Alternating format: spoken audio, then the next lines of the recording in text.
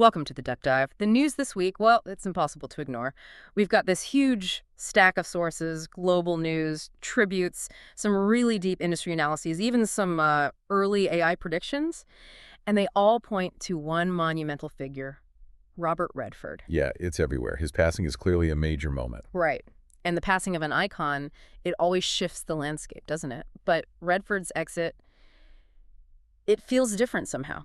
So our mission today isn't just, looking back at his amazing career. We really want to distill how his life, this incredible mix of Oscar-winning actor, director, and frankly tenacious activist, how he didn't just star in New Hollywood. He basically built the alternative, the infrastructure for indie cinema. Exactly. And then we have to tackle this paradox that keeps coming up in the sources. What does his very human-focused kind of rebel legacy mean for that exact indie cinema landscape he built? Especially now when it's, well, struggling in a world that seems dominated by algorithms and AI. Okay, let's unpack the weight of this loss. It really is a defining cultural moment. And the sources, they just underscore this scope of influence that went way beyond the glamour, beyond the silver screen. Right into the fabric of how culture actually gets made in America. Precisely. Okay, let's start with the basics, the facts. They give context for the era we just lost. Redford died peacefully, aged 89, on September 20th, 2025, at his home in Santa Fe. Yeah, the core details confirmed everywhere. And for millions, he was just the golden boy, wasn't he? The face of 1970s cinema. But that label, it kind of undersells what he represented. Oh, definitely. He was the face of New Hollywood, that whole gritty, anti-establishment wave, the one that flipped the studio scripts. If you look at the key source material, it's so clear he defined that era. Just think about the roles everyone remembers. Boot Cassidy and the Sundance Kid, obviously. Yeah. The Sting. All the President's Men. Yeah, and these weren't just blockbusters, were they? They were films that questioned authority. They redefined the American hero, often as, flawed, complex. Very complex. And here's where the genius really lies, I think, and the sources point this out. He wasn't just content being the face. He was a serious filmmaker himself. He really understood the craft from both sides. Exactly. He won the Best Director Oscar for Ordinary People. That was way back in 1980. This wasn't just like an actor dabbling. This was someone who mastered both sides of the camera and got the Lifetime Achievement Award later, too, in 2002. And the timing of his passing, it's noted across the board, isn't it? After a really tough year for Hollywood icons, losing James Earl Jones and others, his death feels like closing a major chapter. Yeah, one source actually described the news hitting the industry like a plot twist from one of his own thrillers. That kind of captures the shock, I think. It does. Which brings us to what I think is his most revolutionary achievement. And it's maybe less about the films themselves and more structural. You mean Sundance? Exactly. The creation of that alternative path for filmmakers. That is the revolution. He saw that the traditional studio system, well, it would always put profit ahead of real risk, ahead of genuinely innovative stories. So he just built his own system. Pretty much. Founded the Sundance Institute in '81, took that small Utah ski resort and turned it into the launch pad. It fundamentally changed who got access to the industry. And the impact is just, it's almost impossible to calculate, isn't it? Think about this if you're listening. Look at the indie films you love, the ones that really define the last few decades. Yeah. Which of those might we never have seen if Redford hadn't kicked open that door? Oh, the list is staggering. The source material throws out some huge examples. Reservoir Dogs, Little Miss Sunshine, Get Out. Massive hits, critically acclaimed too. And Sundance didn't just screen them. It provided development funding, mentorship, that crucial validation. It let these fiercely independent, often outsider voices succeed without having to bow down to the big studios. And that validation, it feels connected to his activism too, right? He was always outspoken. Liberal Hollywood before it was cool, as one analysis put it rather bluntly. Yeah, he didn't just show up for photos. He co-founded the Natural Resources Defense Council. That's major. He was a really vocal environmentalist, unapologetic about it, and a big champion for Native American rights. I remember seeing him involved with the Dakota Access Pipeline protests. Exactly. That blend, huge star power plus political fight that became his brand. He never seemed to separate his art from his convictions. And the reaction to his death really reflects that mix, doesn't it? #ThankYouRedford trended globally. We're talking 10 million posts in the first 24 hours, according to the sources. Incredible numbers, and the tributes from other A-listers poured in. Really profound stuff. But let me ask you this, how much of that outpouring is genuine grief versus, maybe some calculated PR? Hollywood does have a history of capitalizing on loss. That's a fair question. Always is in this industry. But looking at the specific quotes cited in the sources, there seems to be real reverence there, especially for him as this outsider who somehow made it huge on his own terms. Like De Niro calling him the quiet revolutionary. Right, who gave voice to the voiceless. Hmm.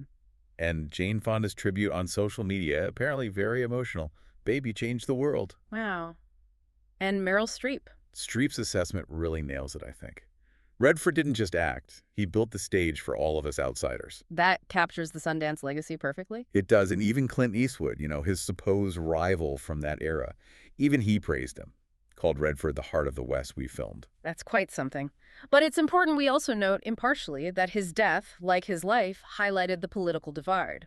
President Biden issued a statement praising his ability to capture America's soul. Yes, the official recognition was there. But the sources also make it clear. Some conservative outlets were, let's say, grumbling about his woke activism, linking his environmentalism and support for indigenous rights back to his criticisms of Trump-era policies. And this is critical, isn't it? Because it connects directly back to the main theme. For Redford, politics were part of his art. His life poses that question for today's stars. Can you just be an actor anymore? Or do you inevitably become a political figure if you want that kind of lasting brand? He proved you could be both. But it came with pushback. It definitely came at a cost, even then. And that tension brings us right to the present. His passing really shines a spotlight on the crisis facing the very structure he built. Yeah, the timing is almost poetic in a grim way. Wait, let's dig into the current economics mentioned. Yeah. Redford's death happens just as independent cinema is really struggling. The sources show Sundance attendance dip, what was it, a shocking 20% last year. 20%, yeah. Now, obviously hampered by the strikes, but also by what the source material specifically calls algorithm-driven content. And we need to pause on that phrase, algorithm-driven content. What does that really mean in practice? It means those quick, often formulaic, lower-risk streaming hits that dominate everyone's feeds. Your true crime docs, endless predictable action flicks. They're designed for easy clicks and retention. And they squeeze out the other stuff. They leave less and less financial space, less discovery space for those complex, character-driven, truly human stories that Redford championed. The indie market is basically starved right now. So here's the profound irony the sources highlight.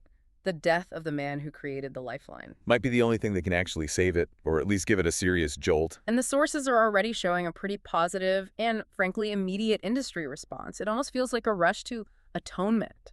Or maybe just good business sense mixed with genuine respect. The financial reactions are striking. Donations to the Sundance Institute, already up 15%. 15% right off the bat. And studios are moving fast. Paramount is re-releasing The Way We Were in theaters next month. Netflix is apparently fast-tracking a docuseries on his life and influence. Capitalizing and honoring, I guess, depending on your view. But let's be real, is a 15% donation spike really enough to move the needle systemically when you've got a 20% attendance dip? Good point. Feels maybe more like a temporary guilt payment than a structural fix. Could be. The hope, though, expressed in some analyses, is that this creates the political will, the economic will, for a genuine renaissance. There's already loud chatter about more funding for indies, maybe even a dedicated massive Redford grant aimed specifically at underrepresented voices. Making his legacy tangible, future-proof. Exactly. That would be a real tribute. And Redford's whole approach, blending celebrity and conviction, it really does feel like a blueprint for stars today. You think of Leonardo DiCaprio's eco-crusades, for example. Sure, there are parallels. But we have to ask, right? In today's hyper-polarized climate, will young actors risk that kind of backlash the way Redford did? Or will they only follow that blueprint when it's commercially safe? That's the million-dollar question, and it highlights a key generational gap the sources point to. Oh yeah, what's that? Well, simplifying it, boomers like Redford built the existing alternative structures.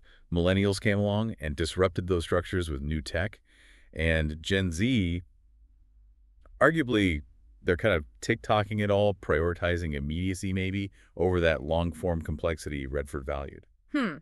So the death of the architect forces those three groups to confront each other's values, maybe. That's one way to look at it, yeah. Which leads us into the most speculative part of the analysis we found. The predictions about how his legacy actually intersects with the future of filmmaking. especially with the rise of digital tools. Right. The tension is palpable. He championed purely human, character-focused stories, yet his death coincides with AI script generation and deepfakes becoming almost mainstream. Yeah, that's a stark contrast. It defines the road ahead. The speculative industry analysis we looked at kind of boiled the future impact down into three main theories or scenarios. Two focus more on culture, one dives right into the tech itself. Okay, let's hear them. What's the first scenario? The Sundance revival theory. Yeah, that's the one. This theory suggests his death is timed like one of his heists, a perfectly executed final move almost. Ah, okay. The idea is the emotional reaction, the tributes, the donations. It could pump an estimated $100 million into indie film funds by 2026. Wow, that's a specific number. It is. And if that happens, the theory goes, you'll see this massive wave of Redford-inspired films, complex dramas, political thrillers, character studies suddenly greenlit by studios eager to look like they care, flooding next year's Oscars. So, Hollywood martyrdom leading to a commercial boom for the kind of films he loved. Potentially. That's theory one. Okay. Theory two focuses on that activist divide we talked about. Exactly. Yeah.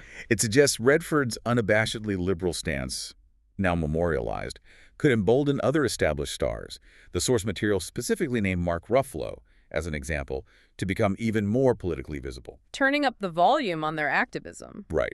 But conversely, it might make more conservative actors, John Voight was mentioned here, feel even more isolated or perhaps choose to be quieter within the industry. So it could deepen the perceived political split in Hollywood. That's the idea.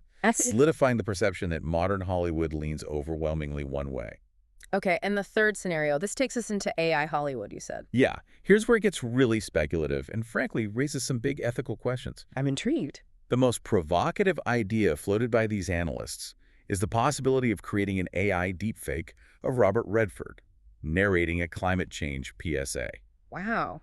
Okay, using his actual voice. Using his specific, beloved archival voice, that voice of environmental conscience we all recognize, but blending it with cutting-edge AI tech.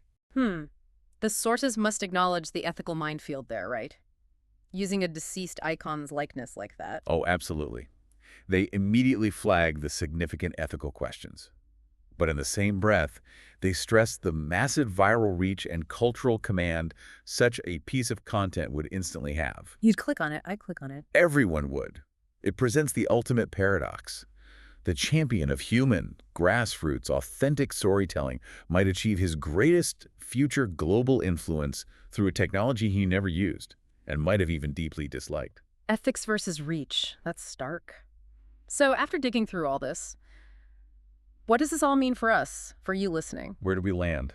Well, I think we've learned Robert Redford wasn't just, a handsome face on a movie poster. He was the guy who bought the land, drew the plans, and built the house for practically every indie movie you've loved for decades. He was that rare figure, both a massive A-list star and the revolutionary architect of an entirely alternative industry. Yeah. His exit really reminds Hollywood, maybe forces it to remember, that the establishment doesn't just tolerate rebels. It actually thrives on them, needs them. And yet that legacy is already being commodified, isn't it? The sources predict the inevitable tribute spike viewership for his old films jumping maybe 30%. Right, the nostalgia wave. But we have to look closely at that number, at that reaction. Does that spike just risk turning his incredible life into easy, comfortable nostalgia? Or will it genuinely inspire the next generation of human storytellers to pick up the tools, fight the good fight, and carry that torch before AI Hollywood just learns to clone his style? That's the core tension. And that's really the question for you to consider this week. Yeah. What kind of legacy truly honors a rebel like Robert Redford? Is it just tribute, watching the old films again? Or is it radical transformation of the very film world he fought so damn hard to protect and to build?